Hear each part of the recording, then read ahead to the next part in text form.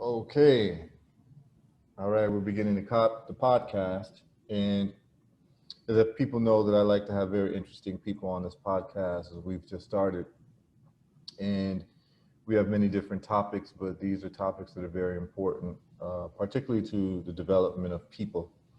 And we have Brother Otis Thomas with us today.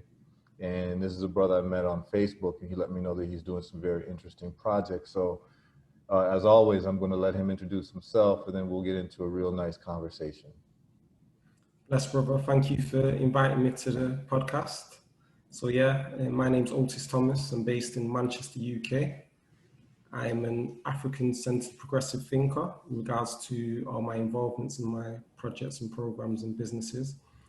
One of them being the Business Development Director of TAP Project, which stands for the African PAP. We provide services, training and products to the African diaspora under the 4 pillars of health, education, business and community. I'm also a director of another organization called BURN, which is a Black United Representation Network, as well as the Strategic Advisory Committee panelist for ADPAC, which is the African Diaspora Public Affairs Committee.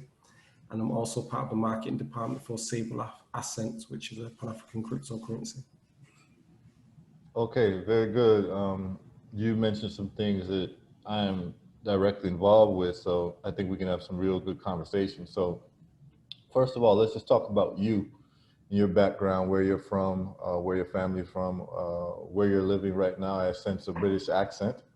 Yeah. So let's talk about that. Where's your family from? How long you been in Britain? How long has your family been in Britain? What's that experience like? So I was born in Manchester, and both my parents were actually born in Manchester as well. Mm-hmm. But my grandparents on my mum's side are from Barbados. Okay. And my dad's side is from St. Kitts and Nevis, so both of Caribbean descent. Okay. I did actually have the opportunity I was offered the chance to live in Barbados when I was 18, as I played for Barbados under 21s football team.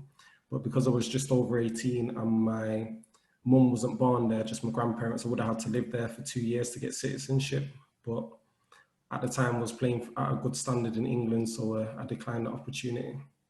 But in regards to overall heritage as well, I've just recently done a DNA test with 23andMe and found out that I'm a direct descendant from Pharaoh Ramesses III. So that was very empowering finding out that news.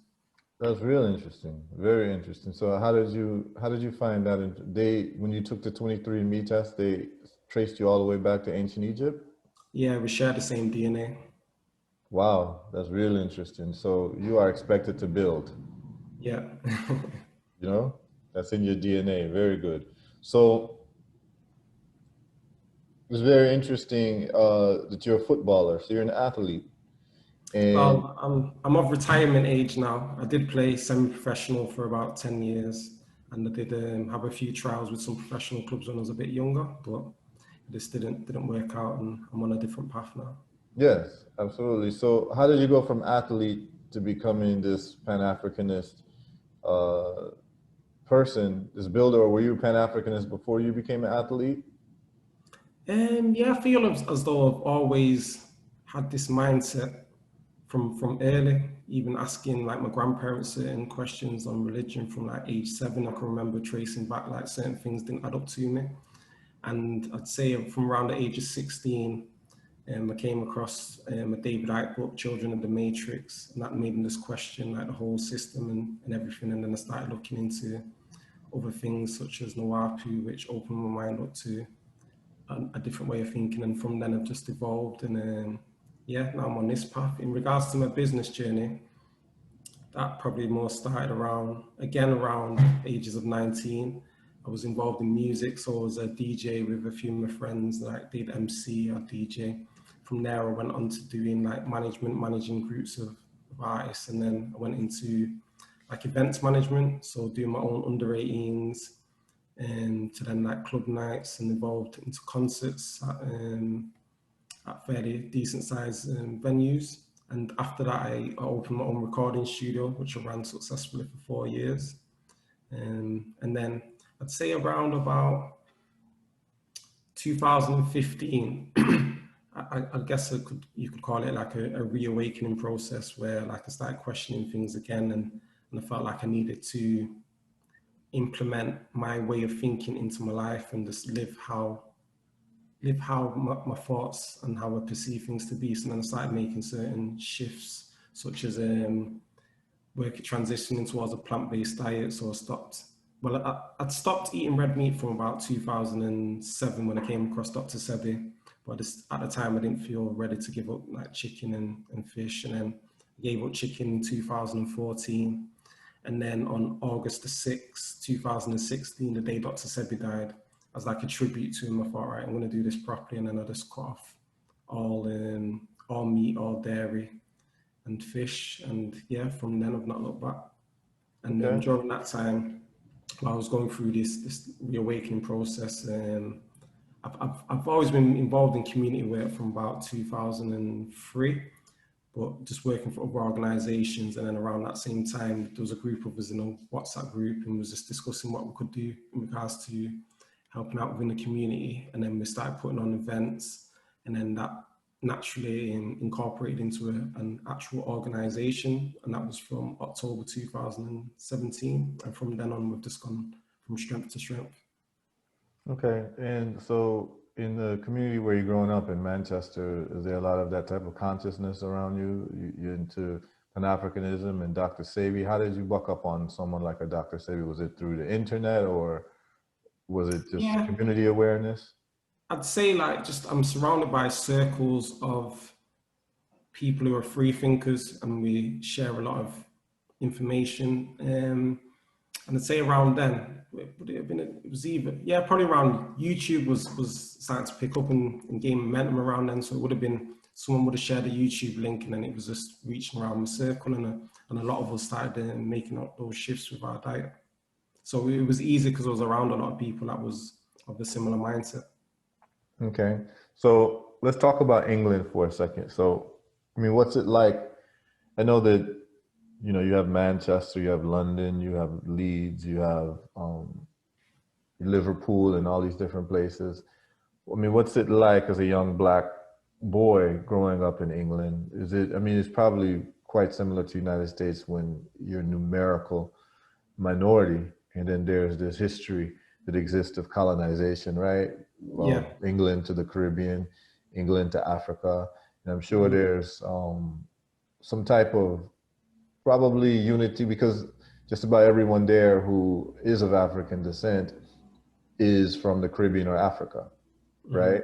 In terms of their lineage. If it's not their parents, it's their grandparents, or very close to that. So what is that in terms of the consciousness of Black folks in England? Is it, do they feel like they're just British like everyone else, or do they feel, and I know that it's hard to say because there's different levels of consciousness amongst people, but, you know, what have you found growing up in terms of the identity of Black folks in England? Do they, you know, do they identify as British, or do they identify as immigrants? I would say there's a fair balance between the different mindsets, but I'd definitely say there's a shift taking place. Like when I was growing up in school times, it would be looked down upon if someone was an African, I'd say, someone claiming to be African, because like the Caribbean generation, they was of like the second generation. They came over from like the late 50s to 60s. So they'd already been here for a while, whereas the Africans, it was mainly the Somalian community that was coming over in like the 90s. So there wasn't like that unification. So there was like a bit of a divide, and it would be like whereas now, like I just say I'm African, that wouldn't have been the case in primary school growing up. And I feel like now as we've got older and we're going through these processes of self-identification, it's just more easier and natural to proclaim ourselves as African. Even like with my grandparents' generation, like my grandma from Barbados, she wouldn't identify as African when I've had these conversations, but my other grandma from St. Kitts and Nevis, she does. So I suppose it's just based on the individual's perspective on things and just the level of programming that they've gone through. But, so the ones from the Caribbean, do they generally still identify as Caribbean Yeah, yeah. more so than they do as British. So, for instance, if England plays Barbados in football or in cricket or Mhm. whatever, what are they finding themselves gravitating towards? Because Well, my grandparents tend it's to a be, great identifier in terms of people's true identity, yeah, you know. Because I saw this with the World Cup. I yeah. saw this. I mean, I'm talking about people who have no identification with Africa at all. And I Hmm. remember when it was either Britain or the United States. I think in America, it was a World Cup. I think it was 2000, and it was the U.S. playing Nigeria or the U.S. playing Ghana or Yeah. Senegal. I don't remember which one it was, but I was really surprised to find a lot of Black Americans who were into football Hmm. or rooting for the African team and not the American team. And these are not Okay. people who are card carrying Pan Africanists. They don't wear, these are not people, but I think what I saw from that was that people just want to be on the winning team. And when Yeah. Africa had a chance to win, all of a sudden they identified as African. Even though if you Hmm. ask them, are you African? Many of them might even be offended if you said that under Yeah. normal circumstances. But when I saw that the African team had a chance to actually win, they identified as African more than they did as American. Is that something that you see when, because I know football culture is very big in Hmm. England. So do you see that when England is playing the African teams, even though England has a lot of African players on their team? Yeah. Um, there's not been a competitive game that I can think of where that scenarios arose with England against an African team to be able to make that comparison.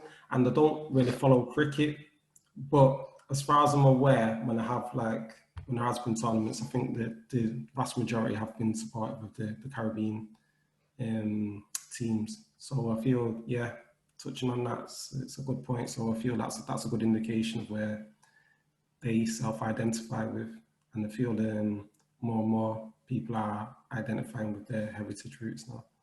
Now, also, I know that also, I'm a big, I would even call myself almost a historian of reggae music, Hmm. right? And you said you were a DJ. I don't know what type of music that you were DJing, but I know that reggae music plays a huge role in the consciousness of Black folks in England.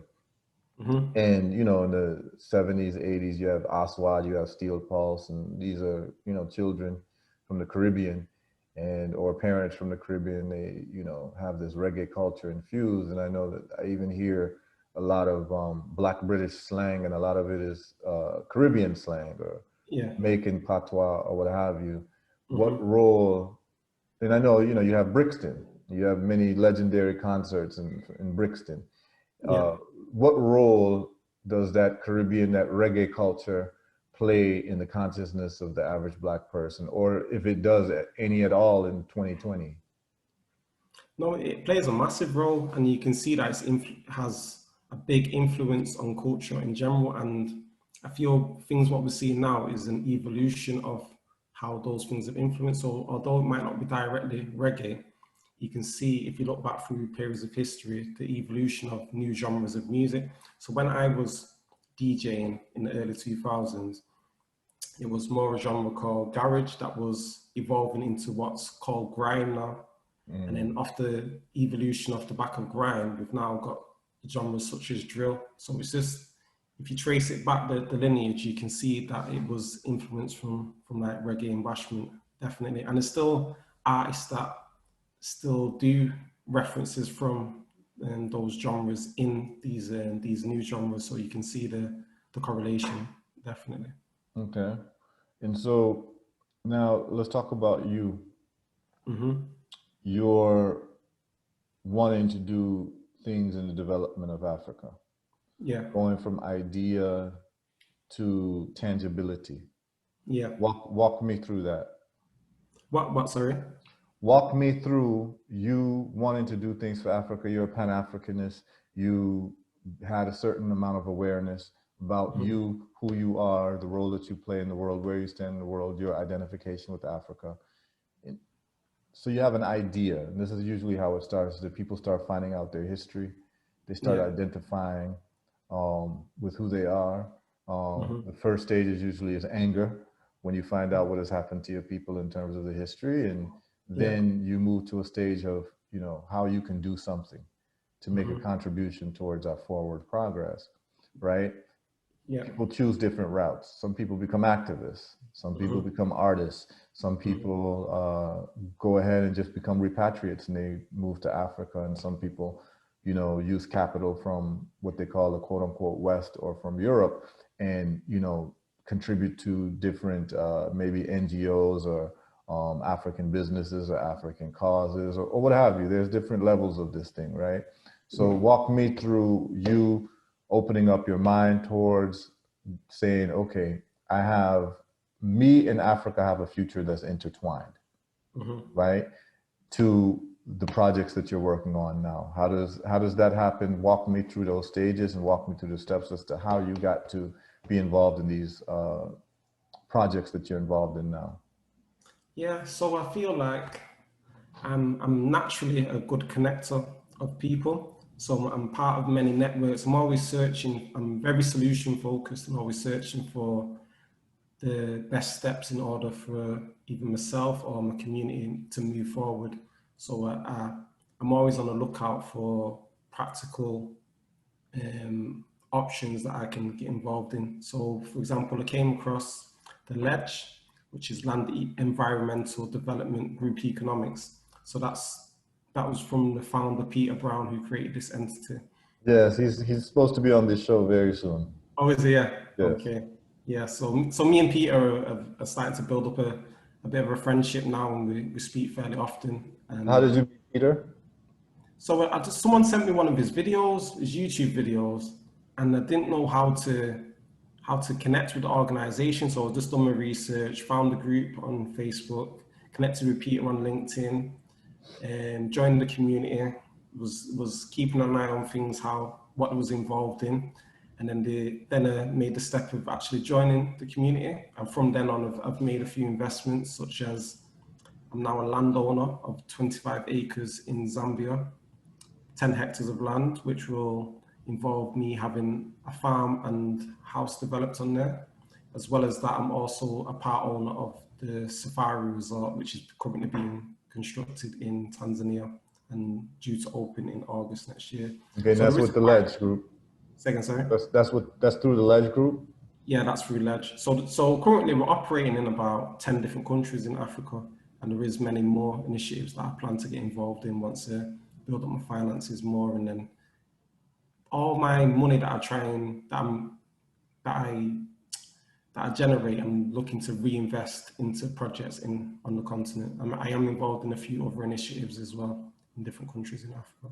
Okay, let's talk about your land in Zambia, because people listening, you know, a lot of people always ask me, you know, how do I get land in Africa? How do I buy land in Africa? What is the process? What are the steps? So let's just talk about you joining with the LEDGE group. What, you know, what did that involve? What did that entail? And, you know, give the website for the LEDGE group, or are they taking any more memberships? Let's just walk through that. So you hook up with Peter through. So the process is yes. You join the Facebook group first and foremost. So the Facebook group is called The Grand Rising. So you join that group, it asks you some questions, and they do their due diligence checks on you to make sure that you are suitable to be part of the group. From there, in that group, there's files with the contracts, the NDA, etc. So you fill them contracts in, scan them, email them back to Peter and his wife, and then you make the payment of $1,000. So from then, you get added to the LEDGE group in the Facebook group, and then that's where you're privy to all the possible options of different investment packages that you can get involved in. We are currently developing an app, and the website's being upgraded, so that we'll transition to that platform once that's ready as well. Okay, and what is the website? The website is theledgegroup.com. Okay, and so you put your $1,000 in, and you have different. So now you're a member of the LEDGE group, and then you have different options as to what type of projects you want to be involved with from the investment side. Yeah. So how did you owning 25 acres of land, how did that come to fruition? So that's one of the benefits of being a member. We're able to get land at such a discounted rate. So for $3,000, that's the cost for you to purchase and own outright the 10 hectares of land, 24.5 acres of land. And included in that fee is someone on the land, the executive director, who will survey the land, dig a well for you, and manage the farm. We also have our own stores and trailers, so everything that's produced on the land, we can go send direct to our store and sell direct to customers. So we have a really, really good system in place. It does take, so once you've made your purchase, it's then a 12-month period before anything's recouped. So you can, after the 12 months, then that's when you can either choose to take 80% of the profits generated from the land, or you can choose to have those funds reinvested into the development of your home. And then once your home is developed, you can then retain the 80% after that. I see. So you basically got 25 acres of land for $4,000. 3,000. Well, no, because the membership was 1,000. Oh, right, yeah. Right? So you put in 1,000 to become a member, then you were able to get land for $3,000, right? So for a total of $4,000, you were able to get 25 acres of land. And so this land is also generating income, right? Yeah. In terms of the farming. So that $3,000 that you paid for the land, it also covers the price of farming in terms of operational costs? Yeah, so the costs of your land, and that will cover, you won't have to outlay any more finances in order for your development of your house as well. So that will cover the cost of your house, the land, and income from the farm. So based on current metrics, we're looking at over a 3-month period. Over the course of the year, what your plot generates is between £5,000 to £12,000 pounds a year. So you'll receive 80% of that as well. Okay. So, and this is every year. This is what it's been so far, yeah. Okay. So why this And is it will probably increase now we've opened our own store. Right. So initially we was more going through other stores as a distributor, but now we've opened our own store. It's less of more margins now. Right. So why is this a deal that everybody wouldn't take? Exactly, it's a no-brainer. Yeah, it's a no-brainer deal because, 1,000 to join, then you have access to 25 acres for $3,000, and it's not just buying the land raw. Someone's going to cultivate the land. Someone's going to sell what comes out of the land. Do you get to choose what is grown on the land? You what, sorry? Do you get to choose what is grown on the land? I think once you go over there, you can do, but in regards to the current process, the farmers choose what's best, what will sell currently on the. Okay. So the people who are farming the land, they take their percentage as well. Yeah. Right. So the ledge take 10% and the farming company take 10%. Okay. So they take 10% for the farming. So it's got to be quite lucrative because basically they have the land to farm on. You basically give them the land to farm on, and then they use their farming techniques, and then they sell whatever comes out. Do you know what's grown on your land?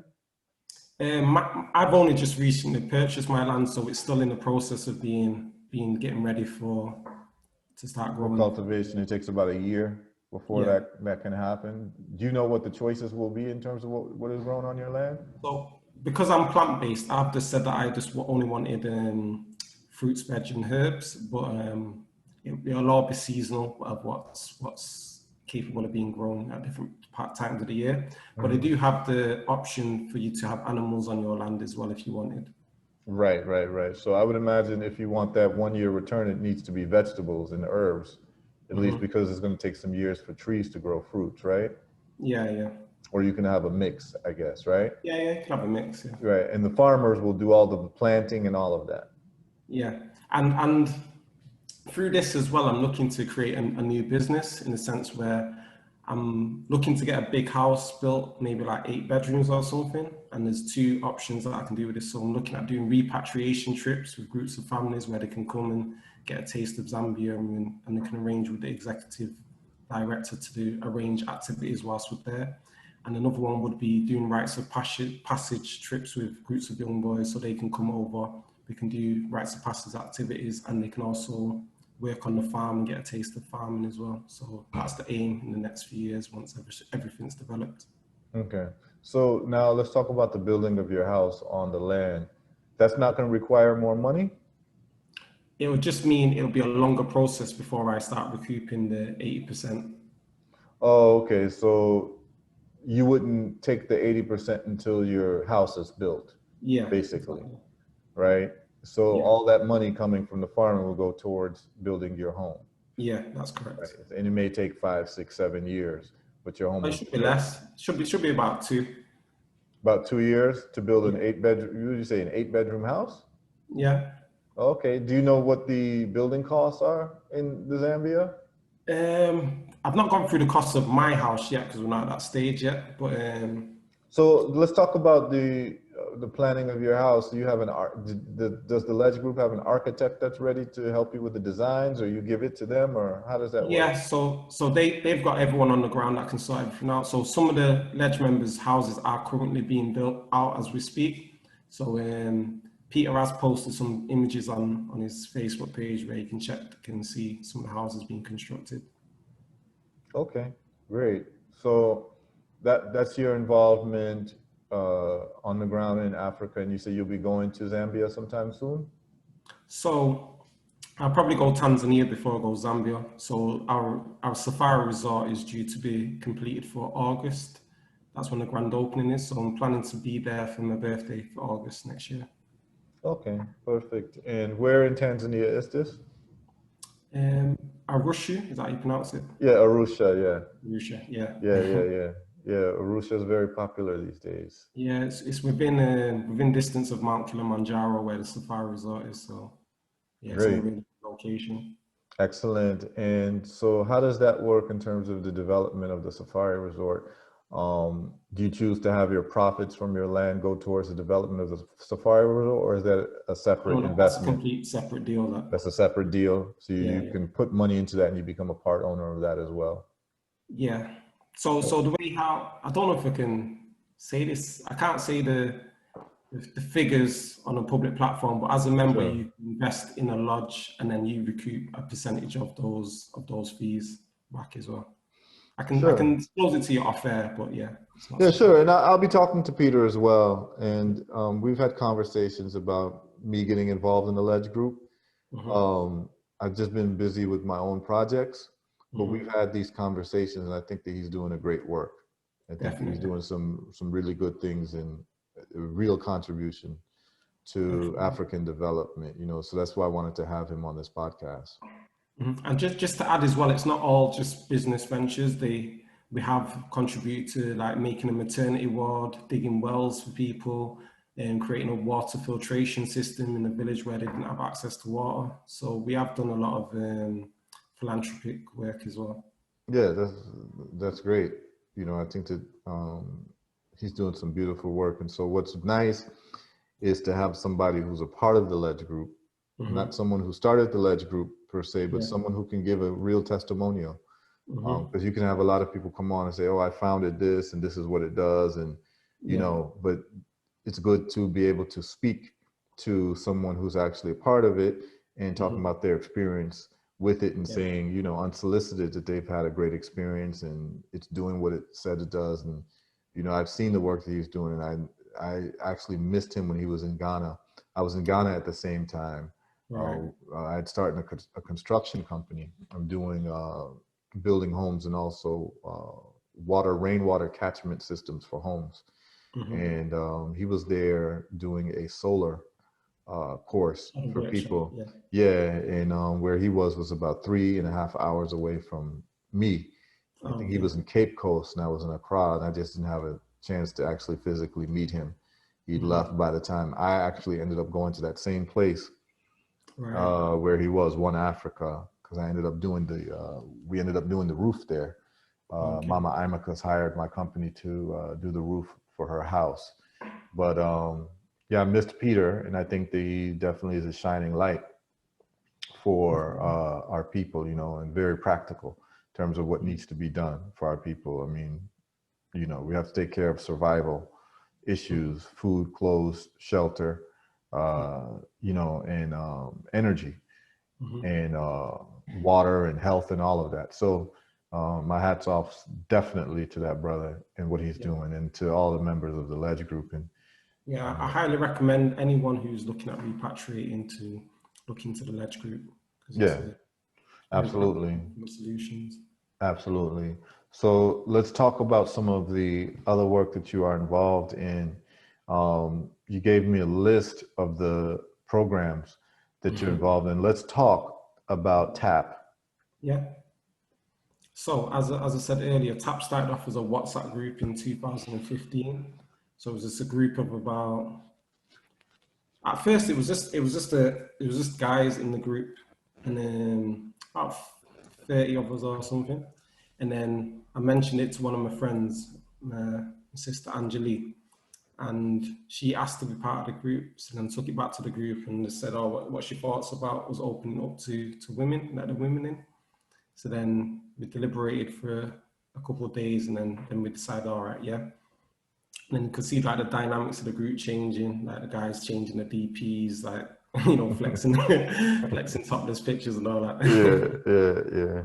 And then yeah, then the dynamics of the conversation started changing, and then we started talking about, right, what can we do for our community? And then we agreed to have a meetup. So initially, the first meetup was maybe about 30 people, and then we just had a couple more meetings, and the group whittled down to about 8 people who were serious about doing something and had the capacity and time to, you know, bring things to fruition. After we had that meeting, like, we decided, right, what should we do first? So we decided to do an event based on Black love, sex, and relationships. So we've done that event, and then from there we've done like one on mental health, covering like Dr. Joy DeGroy. We had a panel of people who from different areas of mental health. That was a really good event. We had an economics event. We had a guest speaker from London called Kevin Burnett. And from there, we acquired an allotment. So we started learning how to grow our own food. We've got a monthly radio show called Tap Talks Meets the Search Engine. And we've just gone on from strength to strength. Our biggest event to date we've done is at the Hilton Hotel, which was a Black Achievers dinner dance. We had nearly 250 guests. We raised £5,000 for 10 Black-owned charities, and we launched a Black Business Directory called the Noir Pages. Okay, let's slow down a little bit. First of all, what does TAP stand for? The African Pot. The African Pot. Yeah. P-O-T? Yeah, P-O-T. Okay, the African Pot. And then what is the group that you said that came out of this? You just mentioned something that came out of this after the charities that you did? Oh, so we launched a Black Business Directory called the Noir Pages. What's it called? The Noir Pages. Noir Pages? Yeah. That's N-O-I-R? Yeah, that's right. Okay, yeah, that's French for Black. Yeah. Right? So that's a Black Business Directory in England? Yeah, so it's mainly Manchester businesses. Manchester. Yeah. Okay, so Manchester business is online, or this is a print publication? So currently it's a Facebook page, but based on everything that happened with like Black Lives Matter and all the marches and stuff, there's quite a few groups that have popped up, and one of them being Manchester Black-owned businesses, and that one's got like 10,000 people in there. So that one, we've just kind of left it and let that to be the flagship Black business group for representing Manchester. Okay, so the African Pot is mainly Manchester centralized? Yeah, so it's just Manchester people. It's we've got 3 directors and 4 other like part-time assistants who help out on sessions and projects and stuff. More like an advisory group as well. Okay.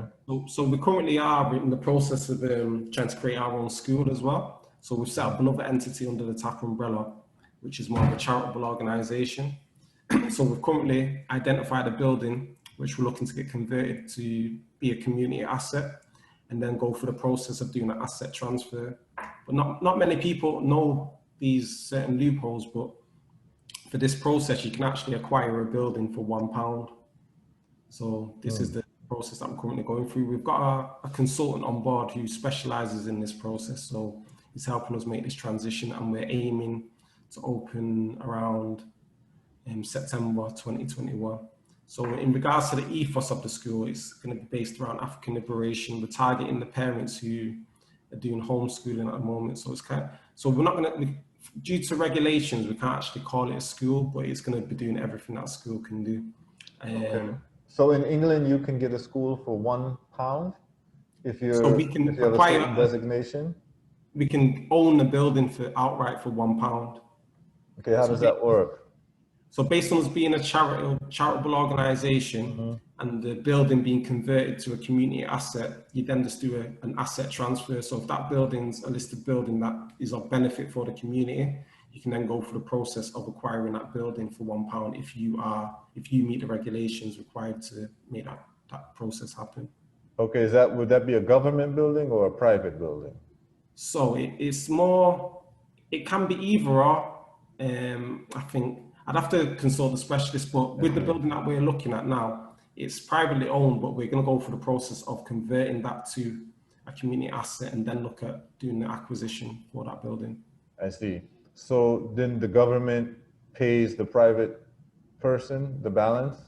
Like I said, this is a new area. Yeah.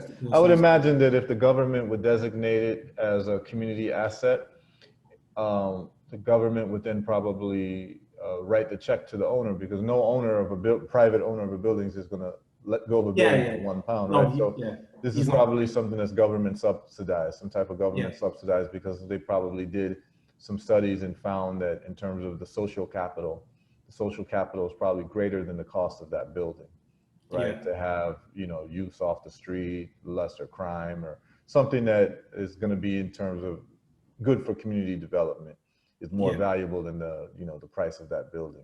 So probably that's a government program. That's good to find out those types of loopholes in whatever society you're in. As I try to tell people, wherever we are in the world, we should find out whatever the rules of that particular jurisdiction is and learn what are the best tools to thrive, because the whole point is to thrive in whatever place that you're in. So, kudos to your group for finding out different ways to be able to make things happen. So you have the TAP group, then you also have the BURN group. Okay, let's talk about BURN. So so that stands for Black United Representation Network.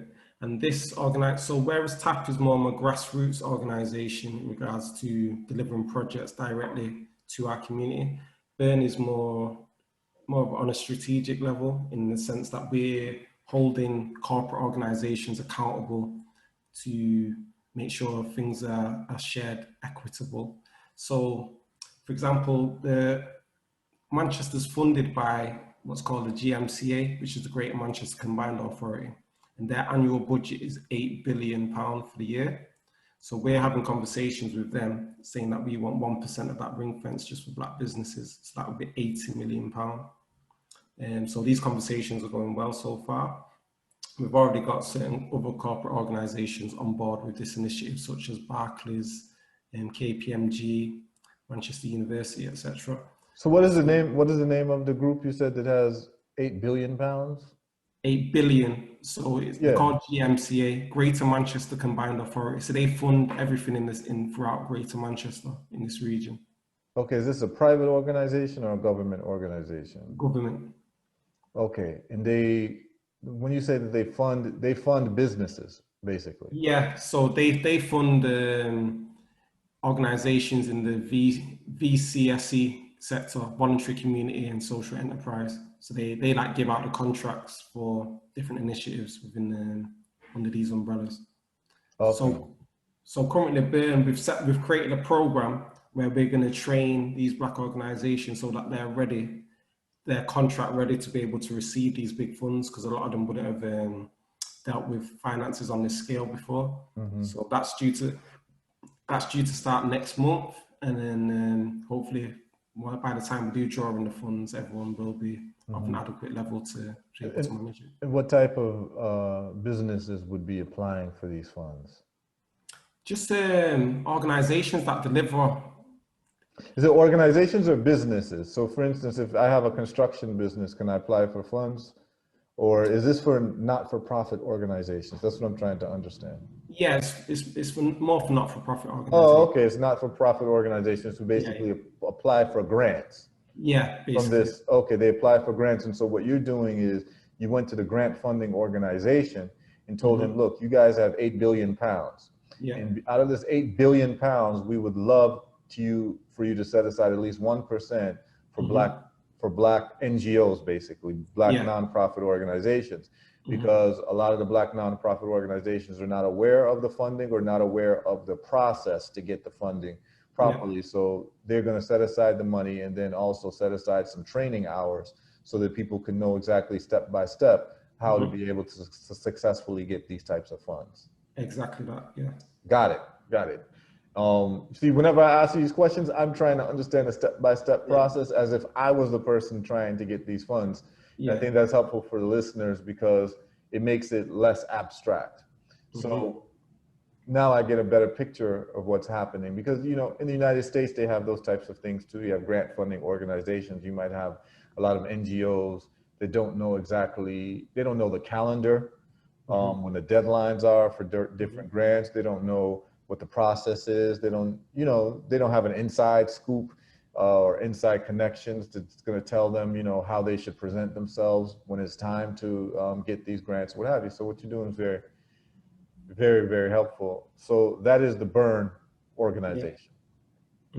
So basically you're a conduit between black NGOs and the major funding organization for them to be able to be competitive, essentially.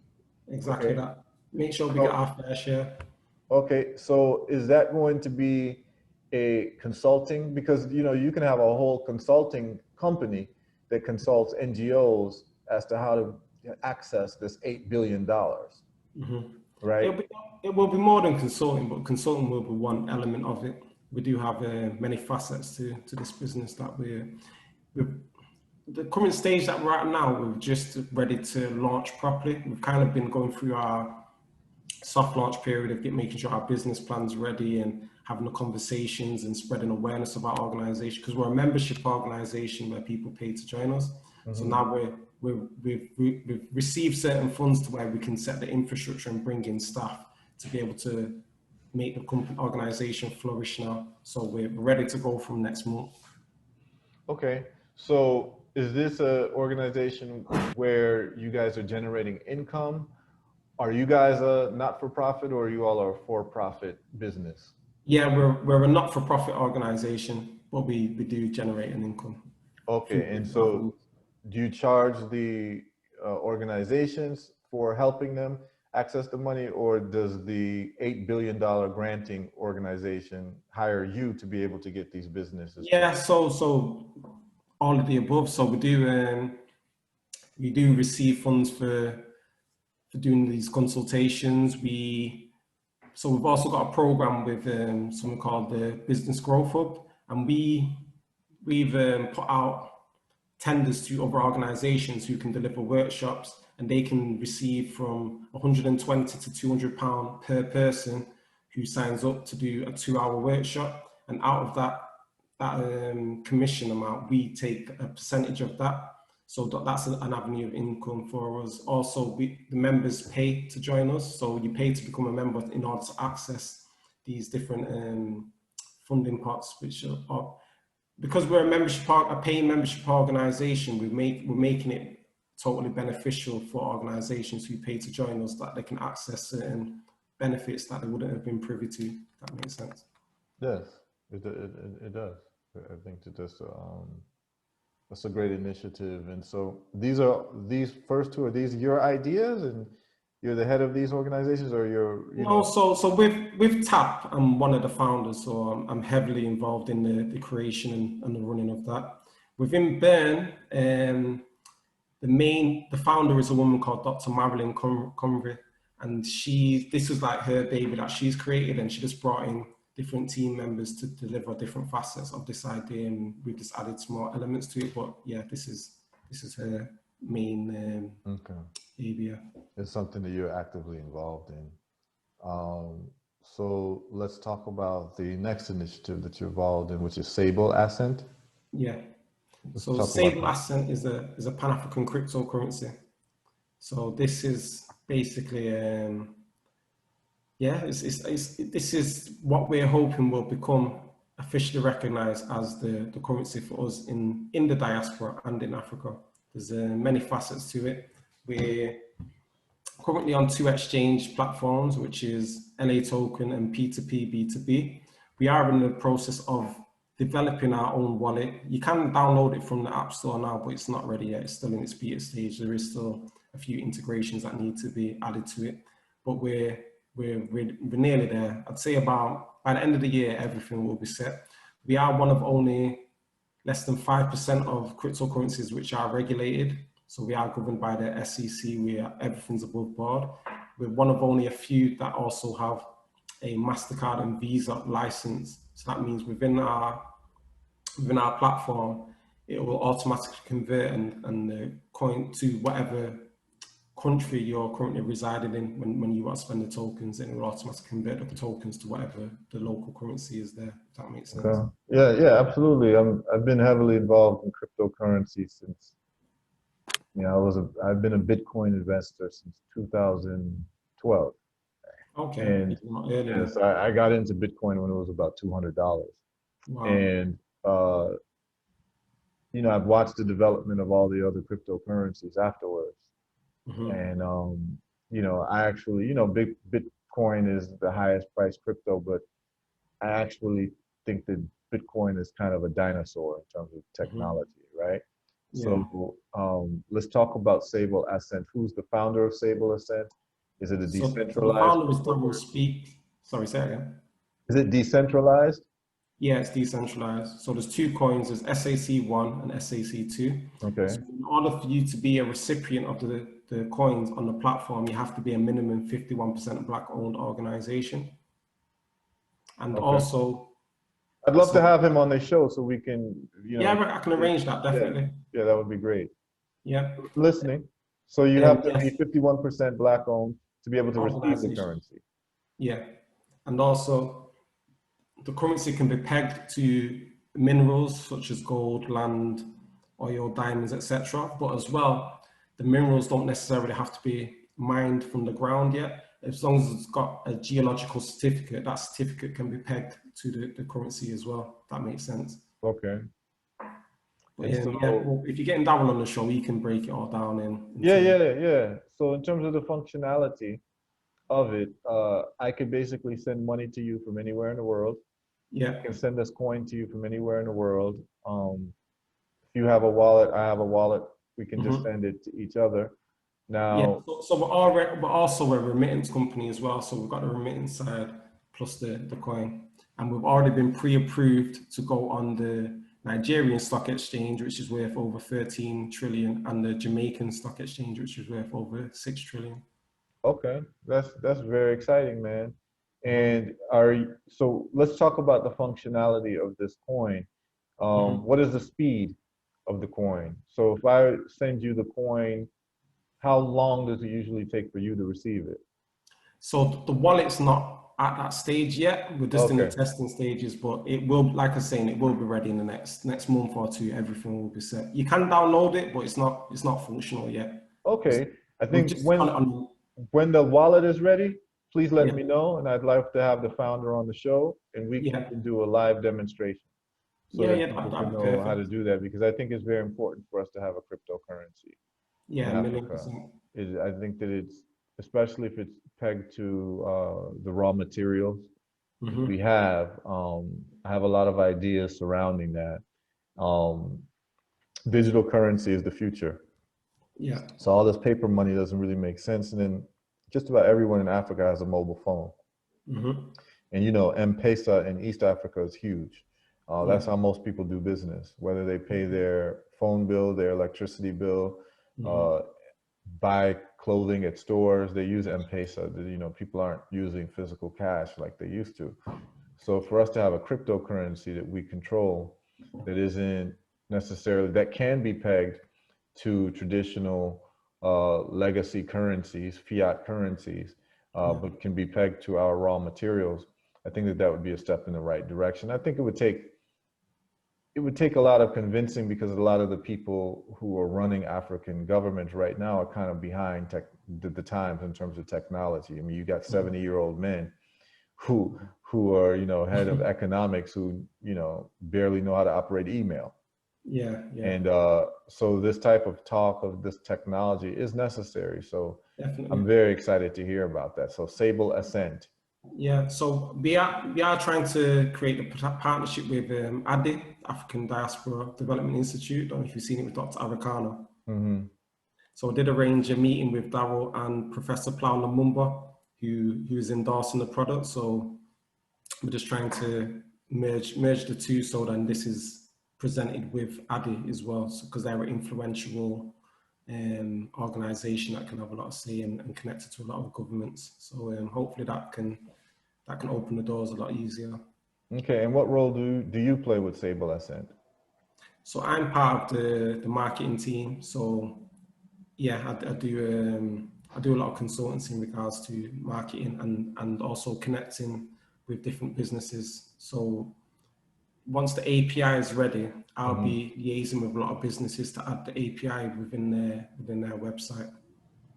Okay, so your job basically is to convince, is it mainly businesses to start accepting this and using this?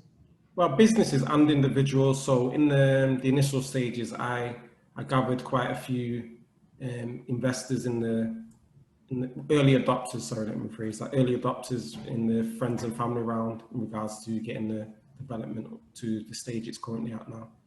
Okay, and what do they need in terms of it? They need more software engineers. What do they exactly need to help grow Sable Ascent?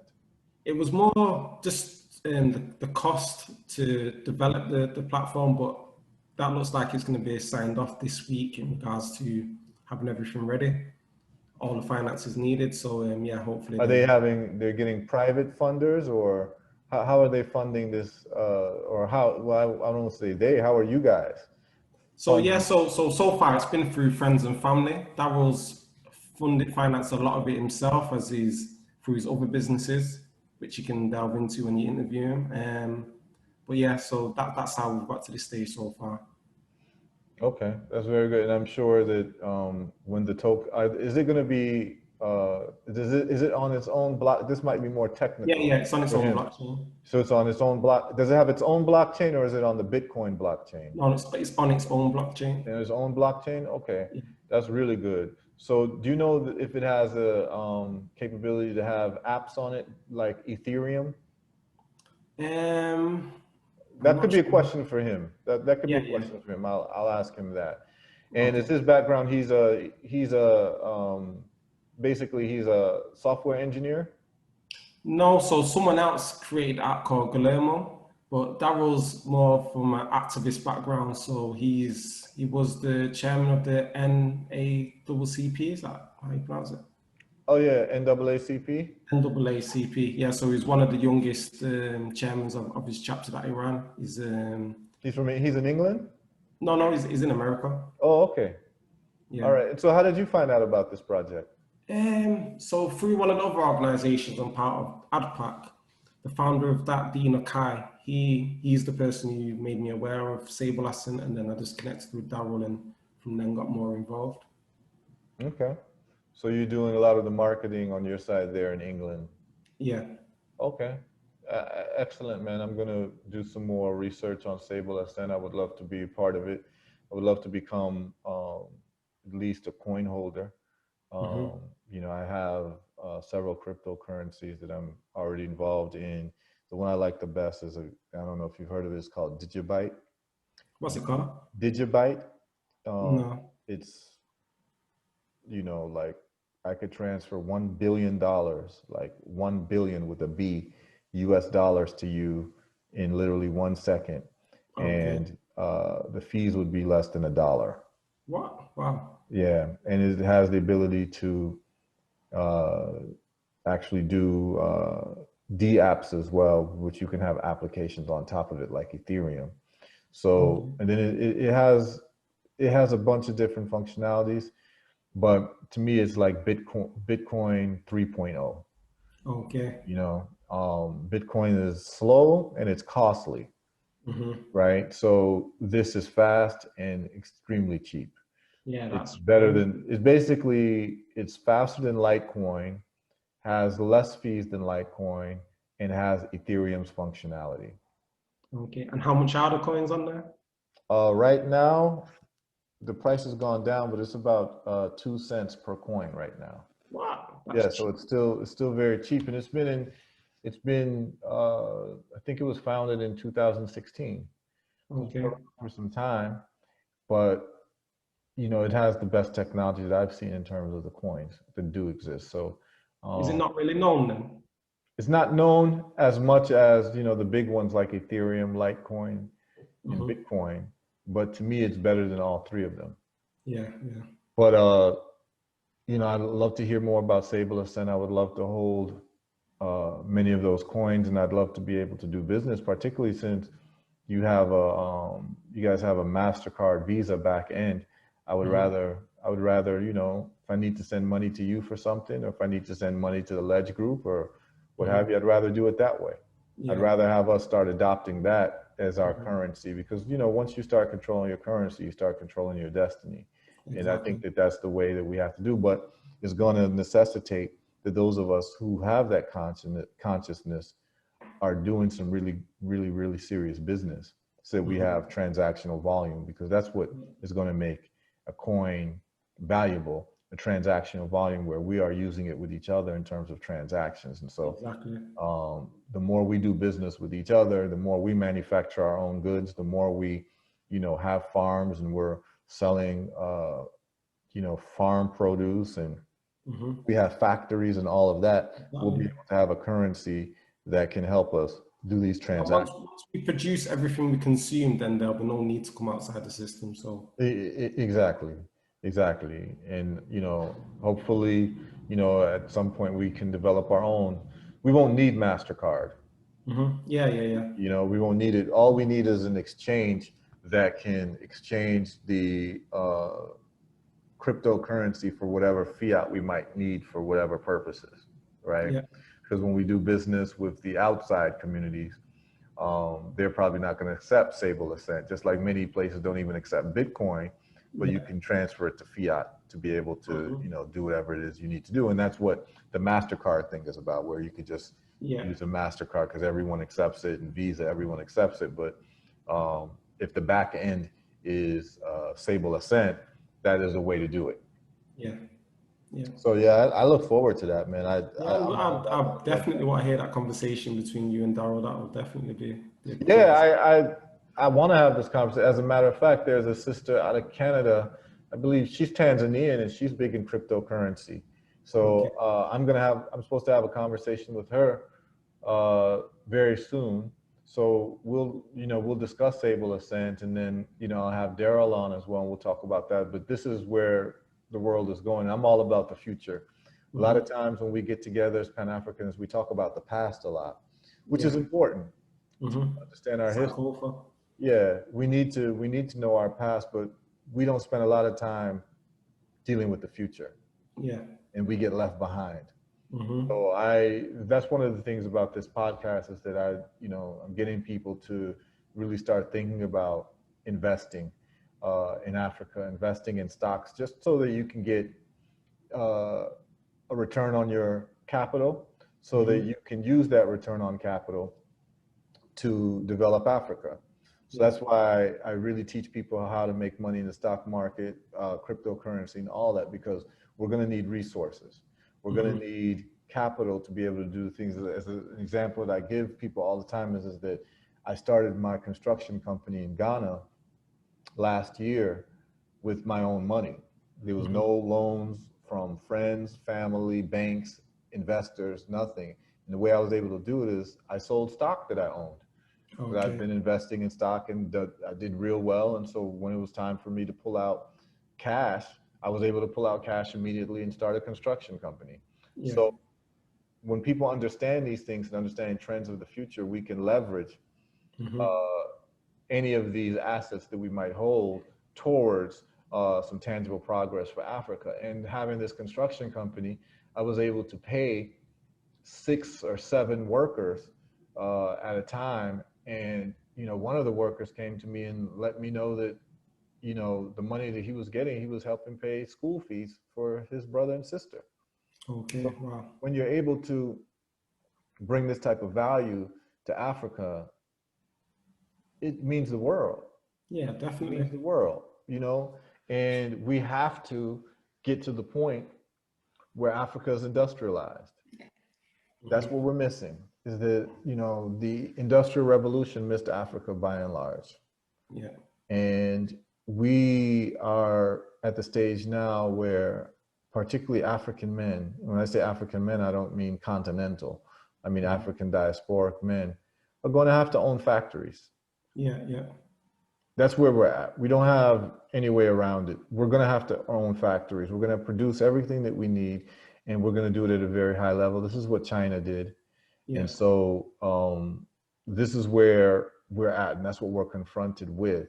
And, you know, there are other interests in Africa, the European interests, the Chinese interests, but you can't blame them because all the raw materials are in Africa. So of course they're going to have interest in Africa. The question is, us as African diasporic men and women, what are we doing with the resources in Africa? Are we letting other people take them, or are we going to use them properly in terms of having finished materials? Because a lot of times what we'll do at the most is dig up the raw materials, and then they get shipped to Europe or China to be processed, and many times sold back to us as finished goods. And those days are over. Yeah. And I can't have that anymore. And so understanding that, I know that I have to play a role in increasing manufacturing in Africa. I don't have any other way around it.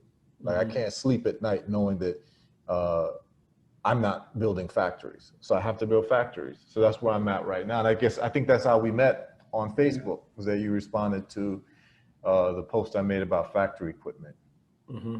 So I think that this is a very important piece of the puzzle, Sable Ascent. I'm going to be watching it carefully, and I look forward to speaking with the brother on that. And let's talk about any other things that you are up to. I know that you have a media company. Yeah, so I'm part of a media company based in Ghana, Brandfluencers. So but from when I had my recording studio, I just organically started managing people's projects. And then when I closed the studio, people were still coming to me for to organize certain things, such as like, you know, websites and stuff, which I don't specifically do myself, but I kind of project manage and delegate the tasks to the creatives who are capable of doing those things.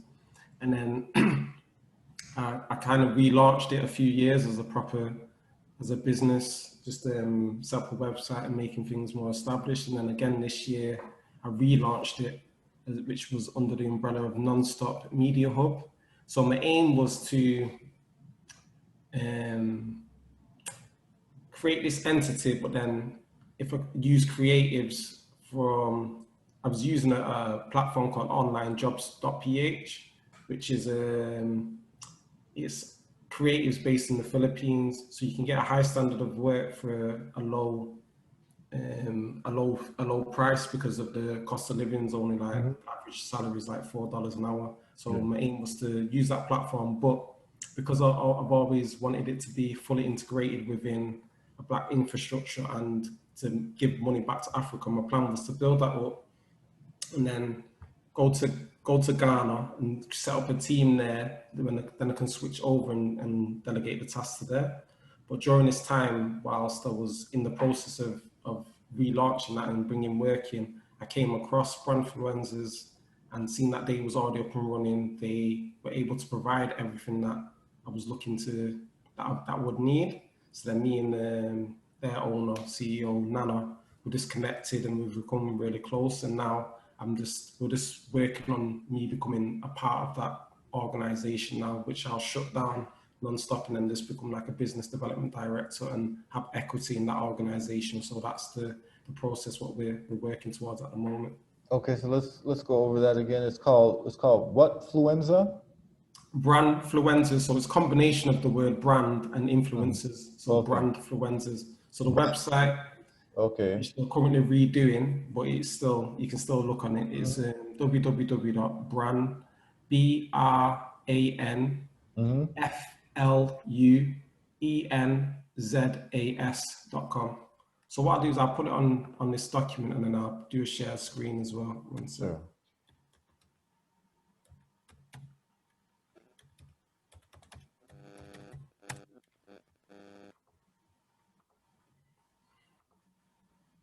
You need to give me the co-hosting rights so I can share the screen.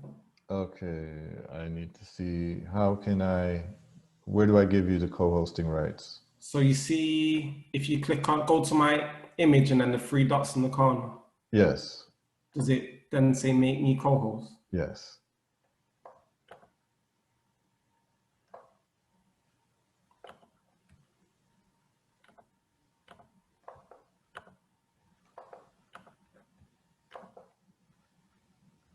Okay, so yeah, so these are the websites that you've mentioned. Okay. Great. Great. Okay, can you inform people what adpac.net is? Yeah, so ADPAC is the African Diaspora Public Affairs Committee. Okay. And what exactly do they do? Oh, sorry. So that's a national umbrella organization where we just make, so one of our issues is the lack of organization as a community. So this is an organization which is going to organize all the grassroots organization under one umbrella. So we're working as more cohesive force. Okay. And that is more than just England. Is that just for England, or is that for all the different grassroots organizations worldwide? Yeah, so currently it is just for England, but it is a model that can be replicated anywhere, and we are connecting with other organizations. So for example, I've been coerced into the Pan-African Coalition Group, which is a combination of all the different Pan-African organizations nationwide coming together again on it as an international body under one umbrella. So that's another thing that I've recently become part of. Okay, great. So let's now get into brand fluenzas. So brand fluenzas, you mentioned a company in the Philippines that basically will be able to do. Let's talk about exactly what they do. You talking about like graphic design and things like that?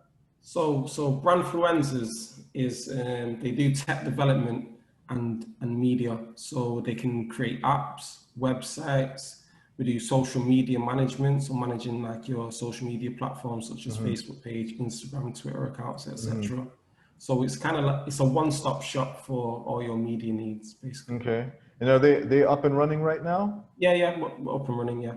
Okay, so I can go to them. For instance, I have a company, Herbal Results, where I manufacture health products.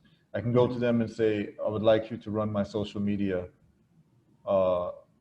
pages, and they would do what for me? So we have different packages, so it depends on what you want. So everything's bespoke. So for example, in regards to building up an Instagram page, it could be creating content based on what your brand represents. So with it being herbal remedies, we'll create content highlighting the benefits of what your health products represent. Another way to build up exposure for your brand is something called the $1.80 strategy. So this is something that I learned through someone called Gary Vaynerchuk. So the way how that works, I'm very familiar with Gary V. Yeah. So it's not a financial cost, even though it's called $1.80 strategy, but it's coined from the term to add you 2 cents worth to something. So when you put in a hashtag on Instagram, it comes up with the top post on that hashtag. So for example, your website's Herbal Results. Say if we've done hashtag Herbal Remedies, put that into Instagram search engine, and then it comes up with the top 9 posts. If you click on each of those posts and then you add value to that post, to that conversation, instead of like not trying to sell something, but just giving and adding value to the conversation taking place. If you do that on the 10 different hashtags, 9 posts on each of the 10 hashtags, and that's 90 posts in total. And then 90 posts times 2 cents is $1.80, hence the term $1.80 strategy. And if you do that every day, then it will organically grow your platform. It is time consuming, but this is a service that we can provide. So it can take like 2 to 3 hours a day of doing that to build up your platform. Okay. But there is testimonials on YouTube showing people before and after and showing like the increase in the amount that their Instagram page. And this is based in Ghana? Yeah, so Brandfluencer is based in Ghana. Not sure if you also know, but you see the search engine algorithm in Instagram that was created by a Ghanaian as well, Idris Sandu. Yes. I am familiar with him, very familiar with him. Yeah. I follow him on Twitter. Yeah, very interesting individual. So yeah, very interesting. So, look, basically on what you're saying, I'm on the website now, and I would love to hire brandfluencers to run my Instagram page for my business. Yeah. So well, when we come off air, we'll do I talk to you, or who do I need to go to contract you guys? I'd like to at least contract you guys for a month or two and see what happens. Okay. Well, if you send me your email address, and we'll send you. In fact, I'll send you through on WhatsApp my proposal with different packages and prices, and then you can take it from there. Yeah, please do. This is great. You know, what we can do is we could do this. My business, we've been in business for 5 years. I've been manufacturing these products. You ship worldwide? Excuse me, yes, we ship worldwide. Our main market is the United States. We manufacture in the United States, but we will be building factories in East Africa and West Africa. But since it's something online, you know, anyone from Ghana would be able to handle the account. So that's what's beautiful about it. And I'd love to pay, you know, folks from the continent to do this. And I'd like to do this even more often. You know, I'd love to have a team of graphic designers, a team of website people that I can hire. I mean, I do most of this myself because I've just had to learn how to do it. But as I get busier, I would love to be able to say, okay, Brandfluencers, you know, do this for me. And the other thing is that I know so many people in having this podcast, even though this podcast has just started, I just know so many people that I can refer Brandfluencers to. So this would be great. So I would love to be able to give Brandfluencers a try. And if I start seeing that it's doing something very positive in terms of building up, we can even just start with my Instagram page, right? And my Facebook page, because they're all linked for my business. And I'll be having a couple other business pages up, but would be more important to me is this Instagram page. But you know, we'll be able to monitor the growth, and I'll be able to report back to people through social media how well Brandfluencers is doing for me. So I definitely think that this is a great opportunity for us to work together, and I think that that's the real power of being able to do these types of podcasts. Is that through social media we meet each other, and we're not talking about sports, and we're not talking about trivial things. We're talking about things that can really advance everybody in what we're doing. And I'm hoping that other people see this podcast and see all of the things that you bring to the table, and they can contact you to be able to move forward in terms of some of the value that you already bring. So this is a beautiful thing. So let me ask you, being on this platform and knowing that anyone in the world can see this, what message would you like to give people in terms of the businesses, how people can come to you, and what you can offer for them? We already know that you're part of Brandfluencers. So what I want to do is go over all of the different things that you're involved in as we close out, and what role you can play in helping them to have value in whatever they're doing, particularly people who are involved in some type of business and they want to do something in Africa. What role can you play as a conduit with all the different things that you're involved in? Well, I'd say the main thing that connects us all that I'm involved in would be Sable Ascent. So whether that's you as an individual just signing up and getting an account to spend money amongst Black businesses, so we can increase the circulation of the Black pound amongst our community. And if you're a business, you can sign up to the platform. So then when the wallet's ready, you'll be integrated within the wallet, so people can spend their pounds with you. So if you go to the website, sableascent.com, and register your business, And once it's gone through the due diligence process to make sure that you meet the requirement of being a minimum 51% Black-owned business, and when we launch that, then your business is added to the platform, and then you can be a recipient of the coins, and we can just help circulating this amongst our communities worldwide. So I'd say that's the main thing. The main message that I want to get across is Sable Ascent is a tool that can help bring us back to the power where we're supposed to be. So yeah, that's the message I want to put across. Okay. And then also influencers, brand influencers, Yeah. right? As we close out, just so people know exactly what specifically can brand influencers do for someone who has a business. So Brand Influencers is a one-stop media shop for all your needs in regards to media with your business. So if you've got a business idea and you need a website developed, we can develop that. We can create a strategy for you. We can develop. You can do this at competitive prices because the workers are coming out of Ghana. Exactly. And they're not going to charge thousands and thousands of dollars. It's a way to also support the Ghanaian economy by bringing international money to people who have the skills, but just don't have the exposure to worldwide businesses. Exactly. So that's like what I'm bringing to that organization in regards to casting the net further and bringing in business that they wouldn't have necessarily been getting. So let's walk through specifically what brand influencers can do. So brand influencers, we can create websites, we can create apps, we can do your social media management and create content for all your different platforms. So we create bespoke packages based on what your needs are. So whatever your needs are, we'll tailor a package for your needs and and create a bespoke package based on whatever it is you require to help grow or start your business. Okay, do you guys do like any type of public relations or getting, businesses noticed besides social media? Like for instance, if someone wanted to get an interview on a radio station or anything, do you guys do anything like that? So brand influencers don't do that, but I do that. I'm connected to a few other PR companies. So I myself, I do project management for your business as well. So as well as me referring you to brand influencers to do the media side of things, I'm connected to some PR companies which are predominantly UK based, but I'm also casting my net further to reach out to ones in other countries which I've recently connected to as well. I was previously a vice chairman for a radio station in Manchester as well, Legacy FM. And I do have a few other ties that can connect to other podcasts and some even TV channels within the UK.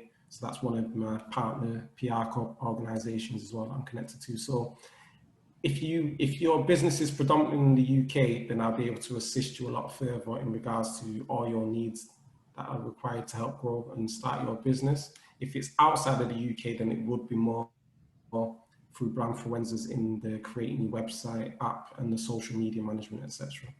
Okay, that's great. And I know a lot of people say, man, this brother's involved in so many things. He has so many different levels of expertise and context. They're going to ask, how old are you? I'm 37 years old. Okay, you look a lot younger than 37. Yeah. That's good, man. It's Benjamin Button thing. Yeah, man, that's good, man. That's real good. And so what are so brand influencers and Sable Ascent? That's something that I think that is going to make a huge impact in terms of what people are looking for, in terms of the people who are listening to this podcast, and then the work that you can do in the UK in terms of business development and PR.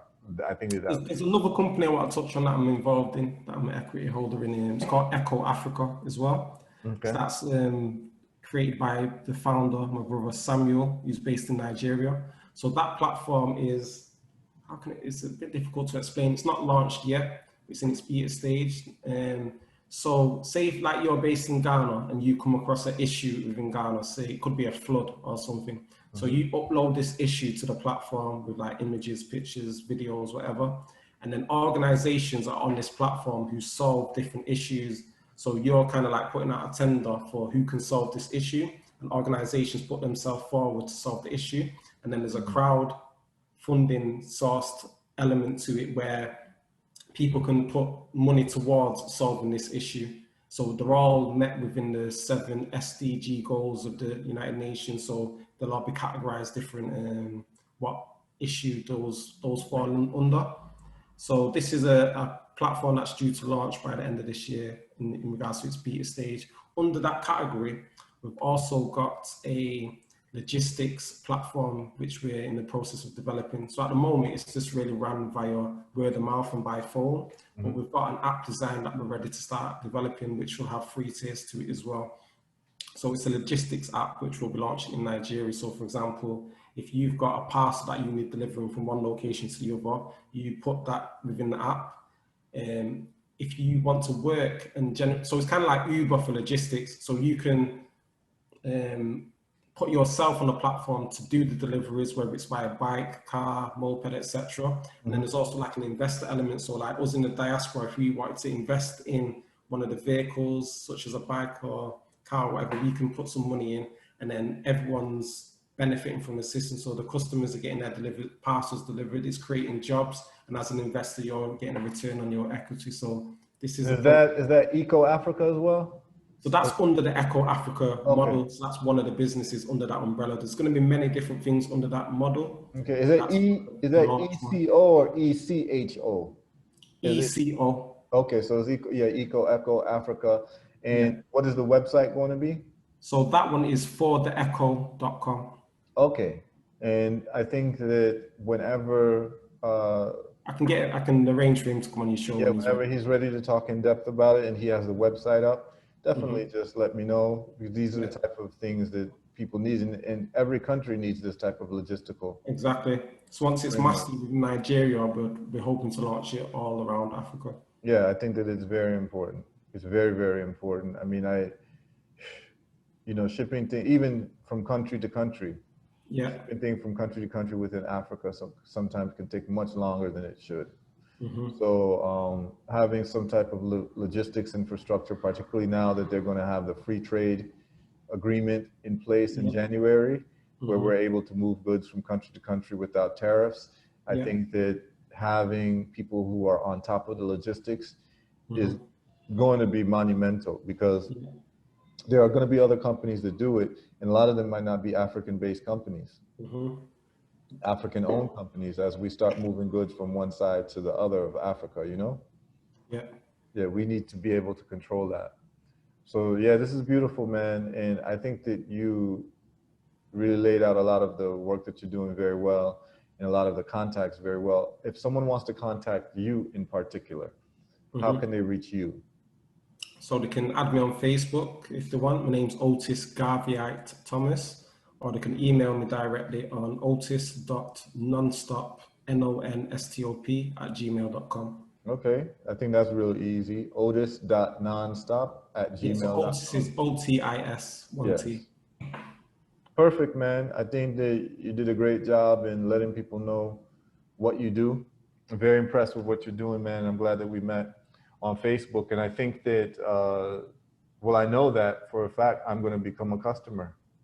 I'm going to become a client. Yeah, I'm going to become a client of Brandfluenza, and I'm also going to be a holder of Sable Ascent. I can't wait till that coin is available on my platform. If you go to my website, herbalresults.net, for years now, I have the option of people to pay with credit card, MasterCard, Visa, or cryptocurrency. Yeah, I've seen it on the website. That you get and I would love to be able to add Sable Ascent to that, to the list of options where people can pay with either Bitcoin, Litecoin, Ethereum, or Gigabyte, or Sable Ascent. So I look very forward to being able to do that, man. I would